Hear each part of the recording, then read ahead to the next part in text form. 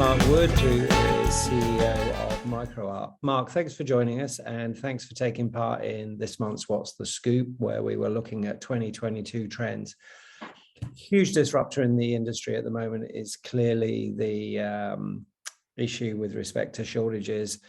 That just seems to be going on, and it's not just components, it's talent. There's issues everywhere. Where are you on that right now? We're deep in the middle of it.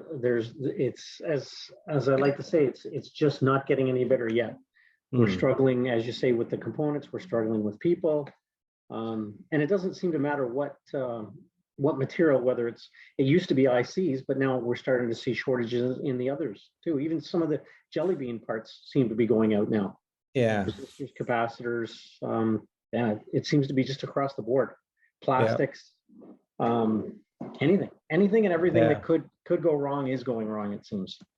Yeah, and it seems to be two things. And people have said to me printed circuit boards as well. It seems to be two things. One is a shortage of components, but one is a real freight snarl up, and that doesn't look like it's going to improve quickly, even if we can get some balance in the component. Do you think it's those in equal measure, or do you think it's mainly one or the other? I think it's two different things. Yeah. But I also think that what a lot of us are discounting is because of the shortages in the raw materials, that's leading to shortages in the ICs because they can't make ICs because they can't get the raw materials. So you throw in the supply chain on top of that, and it just makes everything that much worse. Yeah, it's almost like a perfect storm of supply chain disruption, and that looks like it's going to take us pretty much through most of 2022 right now, doesn't it? Yeah, I just can't see it getting any better. We talked to the manufacturers directly, and there's just no end in sight for them. They're not shortening any of the deliveries right now. They're just getting longer and longer. So. Yeah. So when I look at the challenge for a company like Microart, I mean, you're kind of known as that gritty, tenacious company that gets stuff done. It's now harder to get stuff done and get stuff out the door. So that's a big challenge. So you kind of put a bit of stress on that traditionally very intimate partnership with your customers. You're putting a stress on the business because you just pile up work in progress and cash and inventory. How are you managing all those dynamics at the moment? How are the customer relationships holding up? Are they being pragmatic, or are they? Well, it's funny. Some of the customers fully understand what's going on because I think a lot of them are ordering other whether it's metal or plastics or whatever, and they're seeing those problems for those commodities too. So we're just another commodity to them. A printed circuit board is just a part number, and they kind of realize that they're not going to get it when they want to get it. But then there are the customers who just don't seem to have watched any news whatsoever and don't see a problem and can't understand why they can't get their product. And we've gone out to a lot of our larger customers and said, you know what, you consistently order these parts, maybe you should give us a long-term order. And I would say the majority have. Some of them are hesitant, but we're saying if you don't, then we can't guarantee any kind of delivery. Yeah. And that kind of connects to what you were saying about being both excited and stressed about 2022 in equal measure, because the order book looks so good at the moment, I guess. Oh, it looks very promising. We have enough orders on the books to carry us through next year. But that's if we can get the components. If we don't, then we will be in trouble like everybody else. So and meanwhile, we're seeing a bit of a trend to regionalization again. I think there's a bit of an understanding that China perhaps isn't as cheap as it was. The logistics problems, if you're manufacturing in China, are obviously amplified. There's supply chain security issues. Are you seeing increasing demand as a result of that as well? Oh, I would definitely say that. We're seeing customers that before would have dropped or jumped over to China as their volumes ramped up, and now they're just staying local. Well, that's good news. I read a very interesting article this morning that claimed that Mexico is now cheaper than China from a labor standpoint, and that kind of surprised me because I didn't think it had swung that fast. But when you look at the trends, I guess Mexico's been holding pretty steady. The exchange rates have been okay. And China's inevitably, the costs of labor are rising, and they're suffering from the same talent shortages that we are everywhere.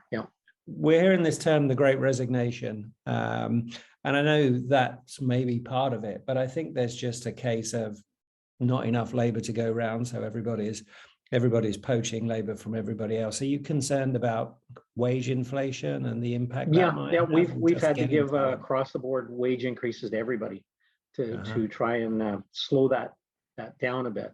Yeah. But I think what we've seen this year too is a lot of retirement that wasn't planned. We do have some older employees in the company, and I think ones that were maybe going to retire in a year or two took this opportunity to say, you know what, enough's enough of COVID. I don't want to go through the hassle, so I'm just going to retire now. Yeah. Yeah, it's kind of been a reevaluation point for a lot of people, hasn't it, in terms of, in terms of that stress. So when you look forward to 2022, what are the segments that are performing well for you? What are the segments of industry or a business that you think are promising? Well, the medical is definitely still in its infancy. I would say that we're seeing a lot of ramp up of new types of technology in that. For us, we're starting to see more automotive that we didn't see before, more of the electric vehicles and the autonomous equipment to go into those vehicles. We're seeing that now. Still IoT products, a lot of more industrial IoT than commercial IoT. More, of course, more metering. We're seeing more and more customers monitoring this, monitoring that weren't there before. Yeah. And what about from a Microart point of view? What investments have you got planned? I know you've just opened a new headquarters. What's the plans for 2022 look like at the moment? Well, we're still looking at M&A activity. We still have a couple companies on our list for acquisition. We want to continue to diversify into other, maybe buy some of our suppliers potentially. Maybe get into metalwork, plastics, potentially even printed circuit boards at some point. Yeah, that vertical integration is becoming quite interesting again, isn't it? And I think the opportunity to be that closer manufacturing partner to your OEM customers means having all those things would be valuable. Yeah, and what we find is a lot of them are very local to us. I'd say within 5 kilometers. Yeah. Do you know what, Mark? That shorter supply chain, every supply chain issue I see, whether it's sustainability, whether it's shortages, whether it's logistics, I keep coming up with the answer that shorter supply chains are maybe better. If we go back to the first industrial revolution, then that was all about very, very short supply chains. Every factory that supplied another factory was almost next to it. So exactly, we've gone about as far from that as we can, and maybe we need to head a little bit back towards it.